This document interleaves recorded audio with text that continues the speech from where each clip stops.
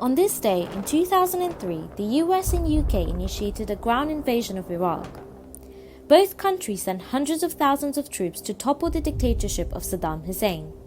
The stated purpose of the invasion was to disarm Hussein from his alleged stockpile of weapons of mass destruction and to transition Iraq towards democracy.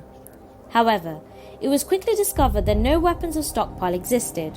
Rather than becoming a stable democracy, Iraq collapsed into chaos and sectarian civil war. The US-UK invasion and years-long occupation was a costly disaster for all involved. According to the Royal United Services Institute, by 2009, the UK had spent £9.6 billion on Iraq. 179 British personnel were killed. But it was the Iraqi people who paid the biggest price for this imperial aggression. According to most estimates, between 250,000 to 300,000 Iraqi civilians were killed as a result of the violence unleashed by the invasion. The war also had lasting consequences for Muslims at home in the UK. The invasion was launched in the context of war on terror following 9/11. However, the instability caused in Iraq strengthened Al-Qaeda in the country. In other words, the invasion only fed the problem of terrorism. Fears of terrorism then spiked in the UK after the July 2007 attack in London. The terrorists who committed the attack claimed that it was partly in response to Iraq.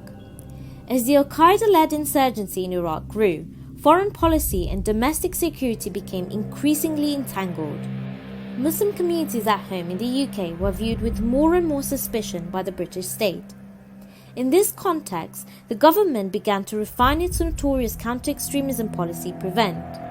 The state claimed its aim was to stop support for violent extremism from taking hold among British Muslims. This came despite the fact that the polling showed that British Muslims overwhelmingly rejected such beliefs. PREVENT created an invasive security system which sought to regulate the beliefs of British Muslims. Those who criticised UK foreign policy, such as the invasion of Iraq, were often treated as extremists, simply for questioning the state. PREVENT and similar discriminatory legislation was a direct consequence for disastrous post-9/11 foreign policies, like the invasion of Iraq. To this day, PREVENT stands accused by numerous human rights groups of systematic Islamophobia. MEND calls upon the British government to review and ultimately repeal all war on terror legacy policies.